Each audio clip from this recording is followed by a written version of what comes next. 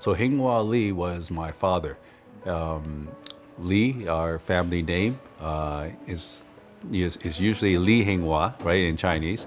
But in US, we call him Hinghua Li because we use the first name first. So Mr. Hinghua Li was born in Toisan. So he was born in mainland China. He had escaped and came to Hong Kong at the age of 13.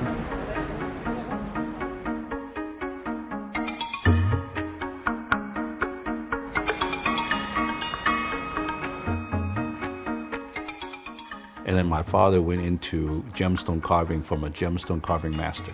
A lot of people, after 3 years, they would come out and try to start out their own factory. My father actually worked 5 years. After 5 years, he came out and started his own factory, San Wu J Workshop. And that's where they had a flat there and then another flat that was kind of the factory. So they had all the machines and everything. I remember running around kind of in the factory, seeing the different factories, seeing my father's apprentice now, which is his students, carving and everything. And there were machines everywhere and people everywhere and carving and so forth. In the 70s, America was interested in Asian Chinese art, cloisonnés, ivory, and certainly gemstone carving. So my father was making those, right? And, with, chances of life, there was a situation where the Smithsonian Institute in Washington, D.C. Was given a lot of Chinese art from before, but they're very delicate. And if you don't move it right, things break. So at some point, the Smithsonian Institute said, hey, can you find somebody to repair this? Danny Duke and Betty Duke, a mom and a son team, went to Hong Kong to search out for a repairman. So of course, the first thing they went to is the Hong Kong Carving Association, which my father was registered there. And they found like 10 people. He went and interviewed the 10 artists. They interviewed my dad. Of course, my dad spoke somewhat English. And they had a good time. They all, they went to interview other people. They came back to my dad, interviewed my dad again. And where we later on understood that my father had such a charismatic personality. Everybody enjoyed being around him. He was funny. He was generous. He was just a bigger than life personality. So they obviously picked my dad to do that. So then they arranged to have him come to Washington, D.C. to do this work. So my dad did. I think it was a few months, and they finished the restoration work for the Smithsonian Institute. And then my dad just had such a good relationship with this family, the Dukes, and said, hey, can you help me to set up an office here? What if I had an office here? Maybe I would do more business. I would be more direct. I'd be inland now. They liked my dad so much, they said, okay, yeah, we'll help you.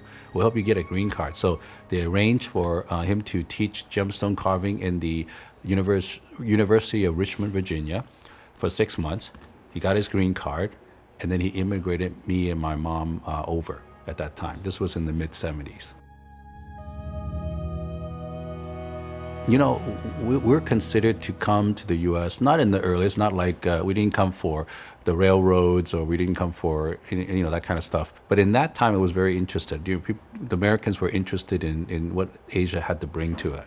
I mean, it was really the same time Bruce Lee was going around sharing about martial art. It was the first time that people understood, oh, martial arts, there's a thing.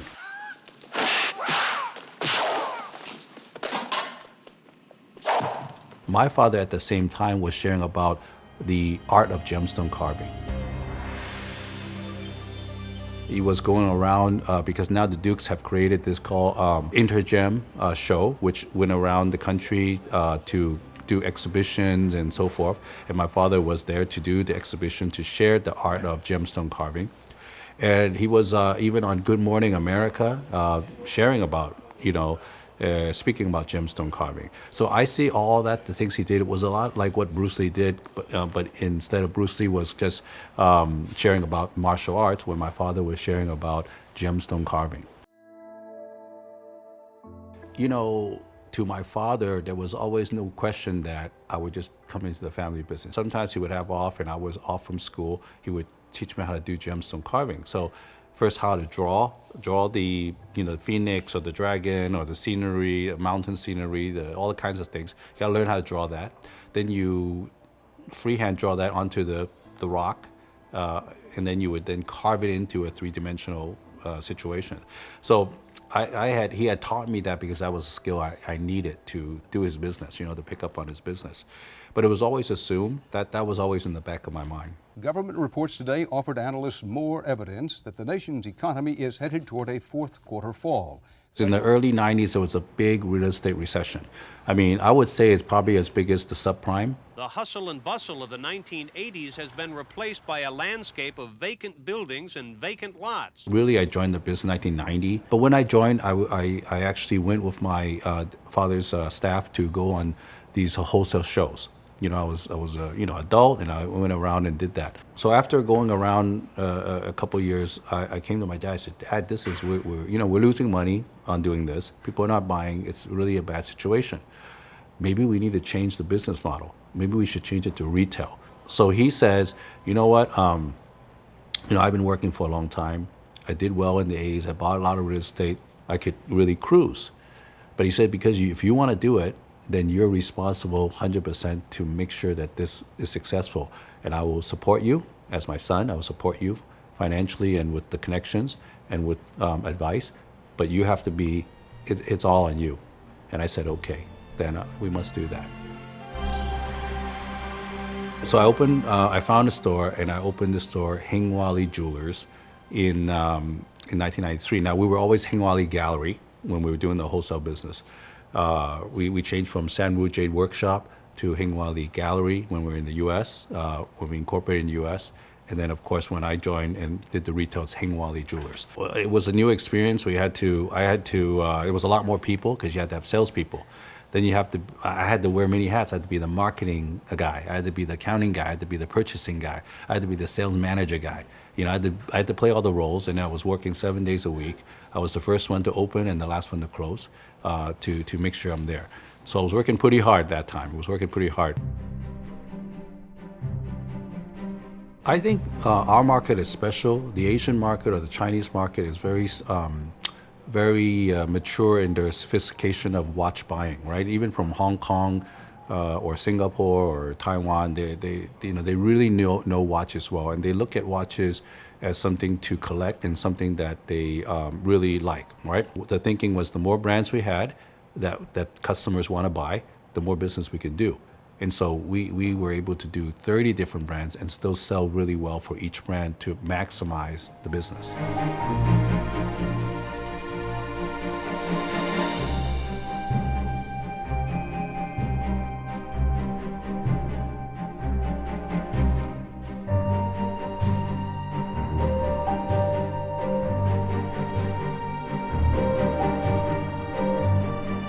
Our retail venture, although this year is 60 years anniversary in 2025, I mean, really it's from a retail perspective, we've also been 32 years. 2003, where we built the Walnut Plaza.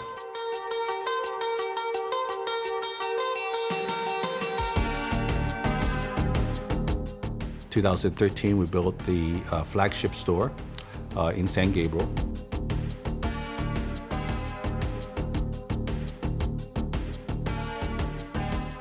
And of course, 2024, we built the Larchmont store.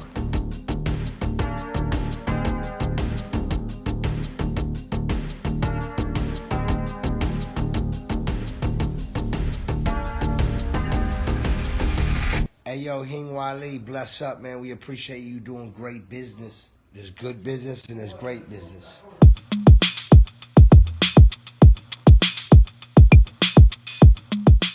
Well, I think in the beginning when we first sold to celebrities, it would be like Paris Hilton, Nikki Hilton, Beyonce. And then I think as watches were more popular and hard to get, they were even seeking us out. And then we would then later on sell to, Offset, DJ Khaled. I love this Sky Dweller too.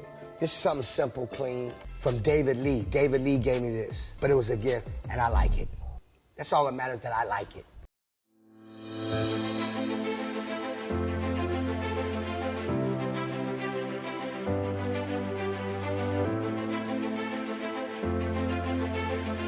This year we won the Watch Pros watch retailer of the of the year for the whole, compared to the whole United States having that honor.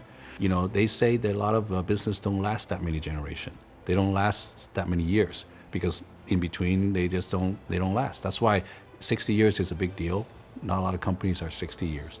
And so the fact that we are able to last this long is not by accident. It's by well management and good decision. I think he was. I know that toward the end of his life, and because he had passed about 13 years ago, he was concerned for his family. You know, I'm not here anymore to make sure things are going right. Will my family be okay? You know, and he didn't really know. Although I assured him, I said, "Dad, don't worry. I'm going to make sure everybody's okay." And he, he wasn't sure, which is, as a father, you have this concern. It makes sense. But I think that if he knows, and I do think he does know, that where we are today, that I was able to make sure the business is thriving better than ever, the family asset is bigger than ever, everybody's doing well, I think he'd be very happy to know this. My foresight for the future is, of course, expanding in the right location with Larchmont Jewelers, expanding with this kind of new, very special concept that we put out, very client experience, special stores. Our stores are not like a normal jewelry watch store. The other area that we might be getting into in our investment division is medical, since my daughter is a doctor and she is going to be developing in that area. And so I believe there's a good medical business that we can develop from that. And so very much that's will be another growth that we'll be able to take on. With my son being interested, not being forced to, but he himself interested to come into the family business to be the third generation and maybe bringing the company to 100 years.